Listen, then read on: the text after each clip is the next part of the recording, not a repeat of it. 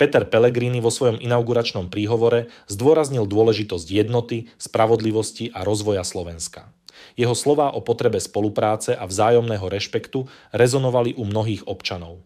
Tento prejav prináša nádej na pozitívne zmeny a pokrok v našej krajine. Vážená pani prezidentka, vážení páni prezidenti, vážený pán predsedajúci a podpredsedovia Národnej rady Slovenskej republiky, vážený pán predseda vlády, ktorý sa zotavujete zo zranení po atentáte a sledujete nás na diaľku, vážený pán predseda Ústavného súdu, vážené pani poslankyne, páni poslanci Národnej rady, vážení členovia vlády Slovenskej republiky, excelencie, vzácni hostia, drahá rodina, milí priatelia. Dovoľte mi zo srdca sa vám poďakovať za vašu účasť na tomto významnom okamihu, ktorým je inaugurácia najvyššieho ústavného predstaviteľa Slovenskej republiky. Úprimne sa teším, že túto vzácnu chvíľu môžem prežívať vo vašej prítomnosti. Dovoľte mi však obrátiť sa teraz na tých, ktorí o obsadení funkcie prezidenta rozhodli a ktorí tu dnes nemajú možnosť byť s nami. Na všetkých občanov Slovenskej republiky. Vážení spoluobčania, drahé Slovenky, drahí Slováci, stojím tu pred vami v najdôležitejšej chvíli môjho doterajšieho života a víri vo mne obrovské množstvo pocitov. Hrdosť pri pohľade na našu vlajku i vďačnosť za poznanie, ktoré mi dali roky v službe ľuďom na Slovensku. Radosť z prítomnosti vás všetkých, ale i lútosť, že medzi nami už nemôže byť jeden z najdôležitejších ľudí v mojom živote, môj otec. Moje osobné pohnutie je hlboko premknuté obrovskou zodpovednosťou, ktorú som na seba práve prebral. No napriek tomu táto výnimočná chvíľa nie je o mne. Prezident je síce živým človekom so všetkými svojimi chybami aj nedokonalosťami, ale je aj symbolom krajiny, reprezentantom ľudí doma i vo svete, a neoddeliteľnou súčasťou slovenskej, demokratickej a ústavnej výbavy. A stojím tu dnes nie z môjho vlastného rozhodnutia. Stojím tu preto, že pred 2 mesiacmi ma do najvyššej ústavnej funkcie vyslal historicky druhý najvyšší počet voličov. Som im vďačný za tento nesmierne silný mandát, hlboko si vážim ich dôveru a verím, že ju nikdy nesklamem. Ale prihováram sa dnes všetkým občanom Slovenskej republiky. Aj tým, ktorí volili niekoho iného. A prihováram sa im s nádejou, že môj výkon prezidentskej funkcie raz bude hodný aj ich rešpektu. A prihováram sa aj tým, ktorí voliť vôbec neboli. Pretože aj oni sú plnohodnotnými členmi slovenskej spoločnosti a podieľajú sa na jej formovaní. Prihováram sa každému jednému človeku na Slovensku s vierou, že sa cíti byť pevnou súčasťou spoločenstva občanov Slovenskej republiky. Prihováram sa mu, aby vedel, že chcem byť aj jeho prezidentom. Je obvyklou výbavou hlavy štátu, že svoj úrad preberá s takýmto sľubom. No som presvedčený, že ešte nikdy doteraz nebol tento sľub taký dôležitý. Pretože žijeme v nesmierne ťažkých časoch, kedy sa rúcajú naše dlhodobé istoty a mnoho ľudí má pocit, že ich svet sa prevrátil na ruby. A ich život je viac ako inokedy plný negatívnych emócií, ktorého žiaľ robia horším ako doposiaľ. V posledných rokoch som niekoľkokrát prešiel celým Slovenskom, od Malaciek až po Medzibalaborce, od Oravskej Polhory až po Komárno. A videl som v očiach tisícov slovenských ľudí mnoho dobra a nádeje. Ale videl som v ich očiach aj veľa strachu, frustrácie a niekedy aj hnevu. Ale prosím, neviňme ľudí za ich pocity. Majme pochopenie nielen pre názory odborníkov a elít, ale aj pre toho známeho Jozefa Maka, človeka milión. Život takýchto ľudí bol dlhé roky obklopený istotami, ktoré tvorili pevné opory ich vonkajšieho aj vnútorného sveta. A zrazu sú tieto istoty preč. Preč je istota mieru, ktorý bol dlhé 10 ročia úplnou samozrejmosťou. Prestali sme si vážiť jeho nesmiernu hodnotu, pretože vojna bola pre nás len pojmom z učebníc dejepisu. a zrazu je tu, na dohľad od našej východnej hranice. Priamo na uliciach stretávame vystrašené tváre utečencov z Ukrajiny, z ktorých si mnohí zachraňovali holý život. V duchu našej tradičnej pohostinnosti sme ponúkli večeru, nocľah i pomocnú ruku. Ale ich vystrašený pohľad, plný zúfalstva a nekonečnej tragédie, v nás zničil istotu, že vojnu budeme poznať navždy iba z rozprávania našich starých otcov. Istotou mnohých ľudí bolo aj presvedčenie, že reálny svet je ten, ktorý každý vidí zo svojho okna, svojho domu. Môže ho ovoňať či ohmatať, ľudia v ňom sú živí, on ich pozná aj po mene. A zrazu čelí realite nového, virtuálneho sveta, v ktorom jeho deti či vnuci žijú častejšie ako v tom reálnom. A v tomto digitálnom svete neplatia skutočné pravidlá, neplatí sa skutočnými peniazmi, nevytvárajú sa skutočné hodnoty a hlavne v ňom neplatia stáročiami overené pravdy, pretože dnes ako keby každý mal nárok na tú svoju. Celé generácie ľudí v sebe nosili aj istotu, že o ich životnom úspechu rozhodne predovšetkým ich poctivá práca, že budú každý deň chodiť do svojej fabriky, zdokonalovať svoje remeslo, odovzdávať zo seba to najlepšie v školách či nemocniciach a ich život sa bude trvalo zlepšovať. A zrazu mnohé ich zručnosti alebo poznatky nestačia, pretože sa v prudko meniacom svete stávajú nepotrebnými. Nož a poslednou ranou do zmätku v mnohých hlavách bola udalosť pred niekoľkých týždňov, ktorá v našej modernej histórii nemá obdobu. 10 ročia sme žili v presvedčení, že moderné Slovensko dokáže všetky svoje krízy vyriešiť demokratickou a ústavnou cestou. Veď sme po sebe nestrieľali ani v čase, kedy padal starý režim. A aj túto zmenu sme v historických knihách vydali v zamatovej edícii. Každý jeden politický problém sa napokon vyriešil vo volebných miestnostiach. A o každom rozhodol vždy jediný sudca, jediný nositeľ moci, občan Slovenskej republiky. A zrazu sa nám pred očami donekonečna odohrávajú spomalené zábery, ako predseda legitímnej a demokratickej slovenskej vlády padá na zem pod guľkami atentátnika, ktoré len o vlas míňajú jeho životne dôležité orgány. A spolu so zdravím premiéra ukončujú aj našu istotu, že niečo podobné sa na Slovensku nikdy nestane.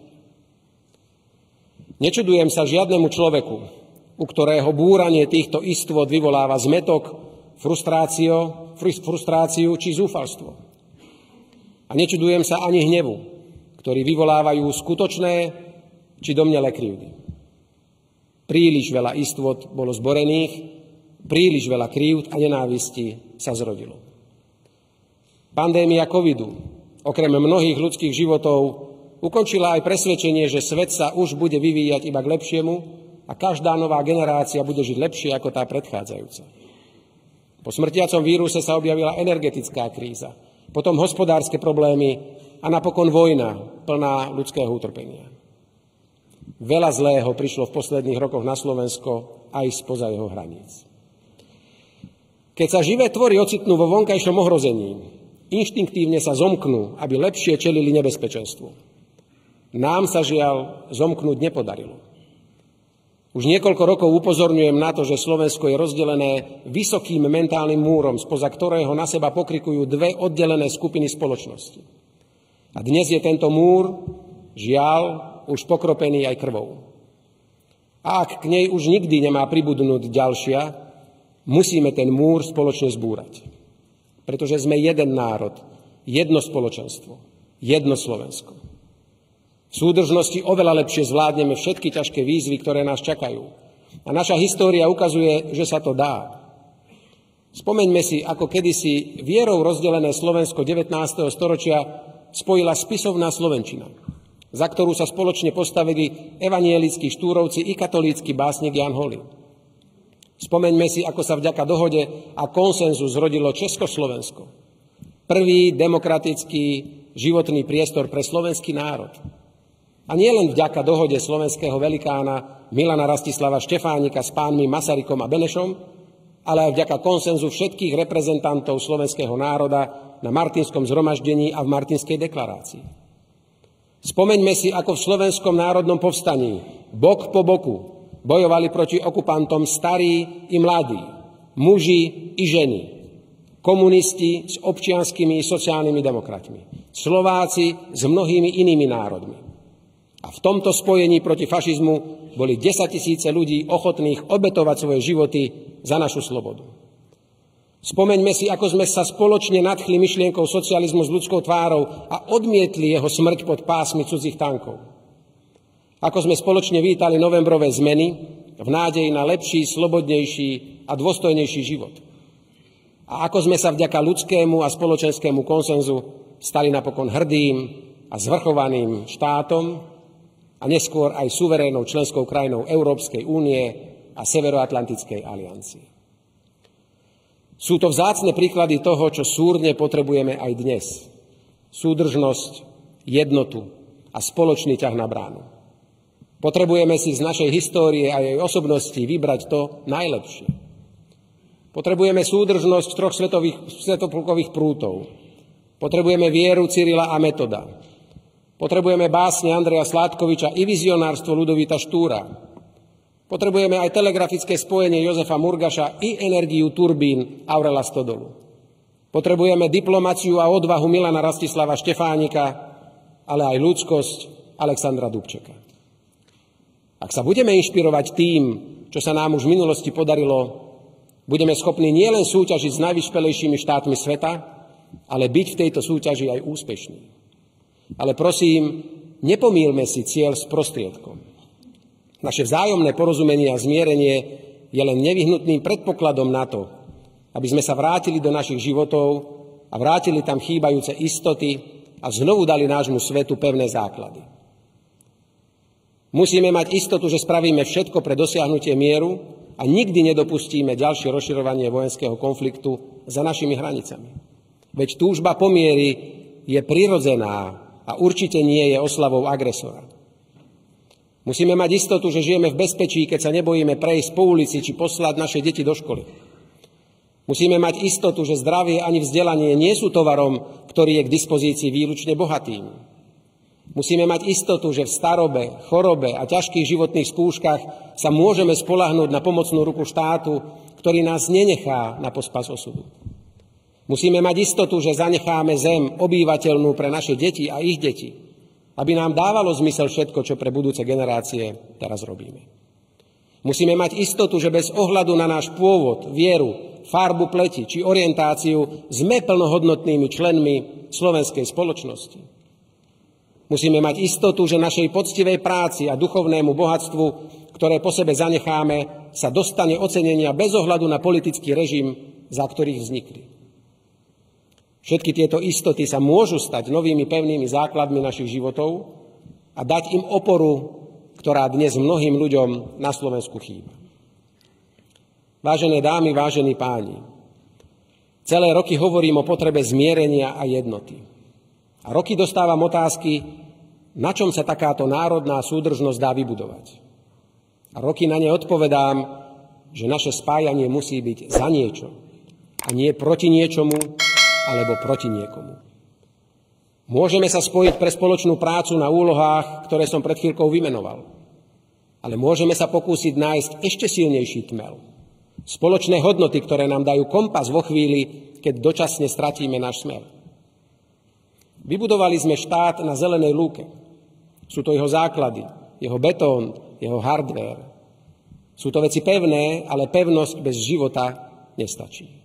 Každé základy potrebujú múry a strechu.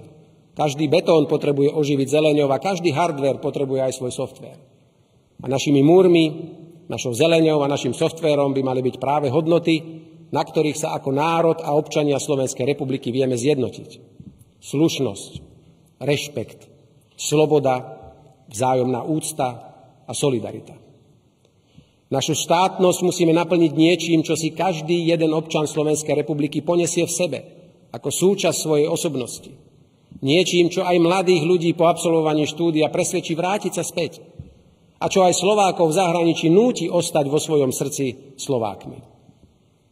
Pre mňa ako nového prezidenta sú tieto hodnoty jasné a veľmi jednoduché.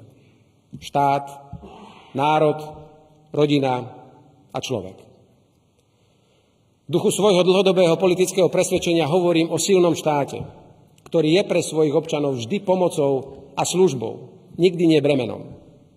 Ktorý je dovnútra silný svojou schopnosťou pomôcť každému, kto jeho pomoc potrebuje a postarať sa o človeka od jeho kolísky až po hrob. A silný svojou schopnosťou vstúpiť tam, kde zlyháva trh a postarať sa o nápravu.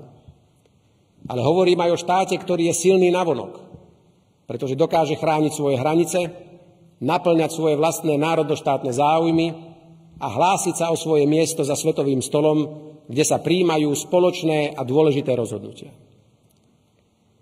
Ak hovorím o národe, plne sa hlásim k Ústave Slovenskej republiky, ktorej preambula sa začína slovami My, národ slovenský. Veľmi dobre vnímam, ako sa dnes v rámci politickej či slovnej korektnosti pomaly akoby ani nepatrilo hovoriť o národe.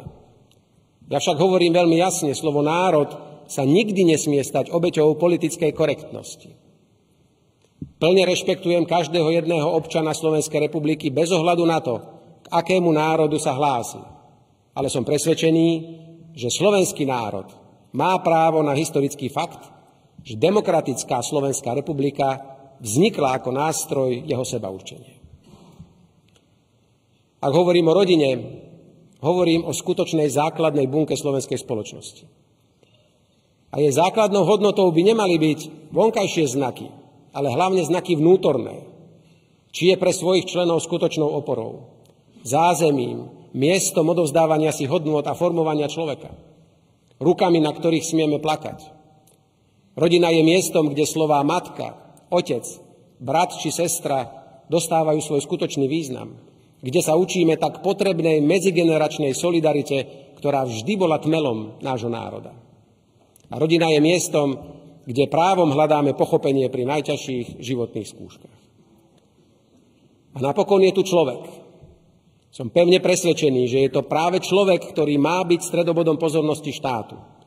Je to človek, ktorý si zaslúži pomoc štátu od narodenia až po dôstojnú starobu.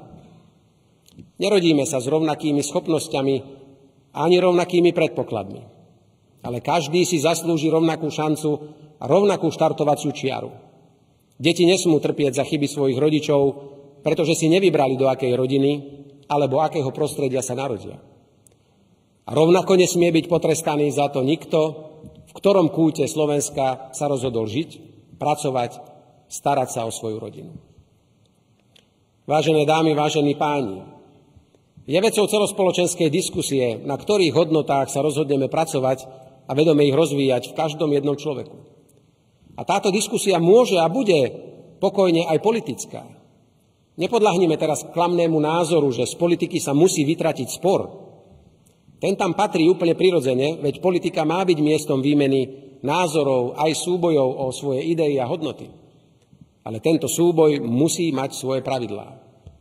Politika nesmie rozdeľovať rodinu pri stole s nedeľným obedom. Nesmie rozdeľovať dlhoročných priateľov a kolegov na pracovisku. Nesmie sa stať hnacím motorom negatívnych a deštruktívnych emócií, ktoré v spoločnosti driemu. Netolerujme vedomé šírenie zla a nenávisti. Spoznáme to veľmi jednoducho, pretože to nie je útok na myšlienky, ale je to útok na hlavu svojho politického oponenta. Nedovolme urážať ľudí za ich prejavený politický názor. Nepochopené, sklamané a urazené politické egá sa musia predovšetkým pozrieť do zrkadla a nie viniť zo svojho neúspechu spoluobčanov a voličov. Nespochybňujme verdikt voličov len preto, že sa nám práve nepáči. Rešpekt k výsledku volieb je úplným základom demokratického zriadenia a nevyhnutným predpokladom na to, aby sme si politické spory riešili vo volebných miestnostiach a už nikdy nie so zbraňami na námestiach.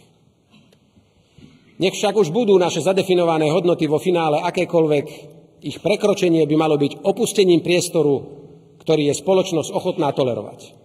Jednotlivec, ktorý tieto hodnoty poruší, musí vedieť, že sa vlastným rozhodnutím odsúva na okraj spoločnosti, pretože tá jednoducho takéto porušenia neakceptuje a nebude akceptovať. Vážené dámy, vážení páni, definovanie si celospoločensky akceptovaných hodnôt a spoločnej vízie je tým najlepším predpokladom na to, aby sme uspeli ako národ v týchto ťažkých časoch. Ale situácia dnes zašla priďaleko na to, aby sme mohli čakať, kým sa nám to podarí.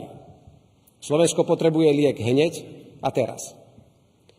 A ten liek som ponúkol aj vo svojej prezidentskej kampani a chystám sa ho všetkými silami ponúkať aj z prezidentského paláca. Je to pokoj. Je nespochybniteľné, že politici, mienkotvorné osoby či médiá majú obrovský podiel na tom, aký tón vládne vo verejnej debate, kam sa táto debata uberá a čo je jej výsledkom. Ale vo finále je stav spoločnosti výsledkom rozhodnutia každého jedného jej člena. Na každom z nás záleží, či dá voľný priechod negatívnym emóciám, alebo bude pre svoju rodinu, priateľov či kolegov majákom pokoja a dobrej vôle. A preto dnes prosím všetkých mojich spoluobčanov. Každý jeden z nás sa musí opýtať sám seba, ako môže aspoň malým dielom prispieť k upokojeniu spoločnosti. Je to zásadná úloha, ktorá dnes stojí pred politikmi, mienkotvorcami, ale aj médiami. Ale nájsť hodnoty, na ktorých sa ako spoločnosť zhodneme a ktoré budeme ctiť, je úlohou pre každého jedného z nás, úlohou pre 5,5 milióna ľudí. A ja ako prezident som pripravený urobiť preto maximum. Vážené dámy, vážení páni, som presvedčený, že musíme do spoločenského života vrátiť základné prvky úcty k štátu, k jeho symbolom a v tomto zmysle aj k pôsobeniu prezidenta republiky. Ak však niekto odo mňa očakáva, že výkon prezidentskej funkcie bude nejakým okázalým predstavením, bude sklamaný. Práca prezidenta nemá byť o teatrálnych a falošných gestách, ktoré možno navonok dobre vyzerajú a na pár dní o nich pekne aj napíšu médiá. Výkon funkcie prezidenta musí byť o každodennej poctivej práci pre ľudí. Nie kvôli gestám, ani nie kvôli mediálnemu potlesku, ale kvôli ľuďom. Ľudia sú nositeľom moci a všetkým politikom, vrátane prezidenta, ju len prepožičiavajú. A právom očakávajú aj náležitú pozornosť a skutočné výsledky. Druhý historicky najsilnejší mandát priamo voleného prezidenta ma zaväzuje, aby som v každej situácii bol pre každého jedného občana oporou. Zaväzuje ma, aby sa na mňa ľudia mohli spoľahnúť, aby sa za žiadnych okolností nemuseli za mňa hanbiť. Len pred malou chvíľou som zložil sľub hlavy štátu predpísaný ústavou.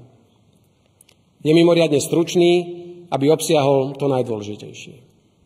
Ale môj osobný sľub prezidenta vám, občanom Slovenskej republiky, je predsa len o trochu širší. Chcem vám slúbiť, že budem spájať Slovensko, na ktorom spoločne žijú ľudia rôznych národností, vierovyznania, svetonázoru, orientácie či rasy. Budem hľadať cesty, ako dať všetkým ľuďom pocit súdržného spoločenstva, ktoré dokáže ťahať za jeden povraz a posúva svoju vlast k lepšej budúcnosti. Národno-štátne záujmy Slovenskej republiky budú pre mňa dôležitejšie ako potlesk celebrít, oslavovanie médií či pochvala od svetových lídrov. Sebavedomé a hrdé Slovensko, ľudia, národ a štát budú u mňa vždy na prvom mieste.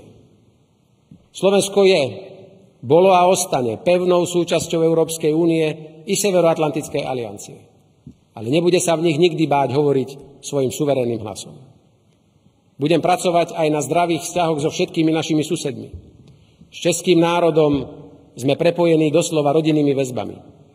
Z úctou hľadíme na Poľsko, ktoré dalo svetu veľkého pápeža. V Rakúsku nikdy nezabudneme, že bolo pre mnohých ľudí útočiskom v čase neslobody a s Maďarskom sme stáročia kráčali spoločnými dejinami. A Ukrajine chceme pomôcť, aby sa mohla tešiť zo spravodlivého mieru a následnej obnovy. Budem sa usilovať o vytvorenie silného a starostlivého štátu, ktorého centrom pozornosti je človek od narodenia až po jeho dôstojnú starobu. Štátu, ktorý stojí na princípe sociálnej spravodlivosti a ktorý dokáže pomôcť všetkým, ktorí jeho pomoc potrebujú. Budem sa usilovať o politiku, v ktorej panuje základná kultúra, úcta a dôstojnosť. Politika, v ktorej nerozhoduje, kto hlasnejšie kričí, alebo kto čím viac urazí politického protivníka, ale kde rozhoduje schopnosť pracovať pre ľudí a hlavne plniť svoje sľuby. Budem ponúkať prezidentský palác ako miesto, kde sa môže rodiť dlhodobá vízia Slovenska, kde sa môžu stretnúť za jedným stolom aj znepriateľené politické strany, aj skutoční odborníci, aby spoločne diskutovali o vízii nie na jedno volebné obdobie, ale na 10 ročia dopredu.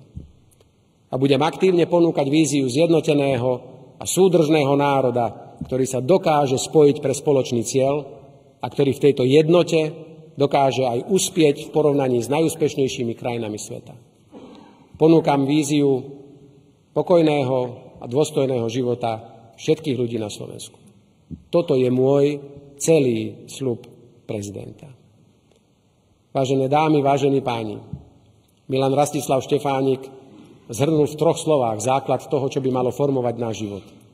Veriť, milovať, pracovať. Veď je to práve viera, ktorá nám pomáha prekonávať prekážky. Je to láska, ktorá dáva nášmu životu zmysel a je to práca, ktorou sa o plody svojho života delíme s ostatnými a vďaka ktorej sa posúvame vpred. Nech nás teda tieto 3 slová spájajú na cestách rovných i trnistých. Spoločne máme na to, aby sme po oboch týchto cestách kráčali pevne, dôstojne a s nádejou. Milí spoluobčania, poznám vás, slovenských ľudí, a mám vás úprimne rád. Podal som si ruku s tisíckami z vás a bol som vo všetkých slovenských regiónoch. A veľmi dobre viem, ako žijete, čo vás trápi, o čom snívate. A je to poznanie, ktoré sa nedá ničím nahradiť. A s týmto poznaním som pripravený urobiť pre vás všetko, čo bude v mojich silách. Nech Pán Boh žehná slovenským ľuďom, nech Pán Boh ochraňuje naše Slovensko. Ďakujem veľmi pekne.